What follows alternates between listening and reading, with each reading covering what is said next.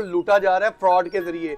आपको मैसेज आता है या कॉल आती है कि जनाब आपके इतने ई चालान हो चुके हैं, यानी कि आपकी गाड़ी मोटरसाइकिल के चालान हुए हैं, अगर आज ही आप ये अदा नहीं करते तो आपकी गाड़ी को ब्लॉक लिस्ट में डाल दिया जाएगा। आप घबरा जाते हैं और आप कहते हैं कि अब मैं क्या करूं। तो वो कहते हैं हम आपको एक लिंक भेजते हैं, आप उस लिंक को ओपन करें और अपने चालान अदा कर दें। जैसे ही आप वो लिंक ओपन करते हैं तो आपका मुकम्मल मोबाइल हैक हो जाता है। आपके जितने भी बैंक अकाउंट्स होते हैं, जो भी अकाउंट्स होते हैं, वो हैक हो जाते हैं, उनकी एक्सेस उन लोगों तक पहुंच जाती है। तो बराए मेहरबानी इस तरह का किसी भी लिंक को ओपन ना करें और खुद भी बचें, और ये मैसेज आगे अपने अजीज़ो कारिब को भी बताएं ताकि वो भी इस फ्रॉड से बच सके। Thank you.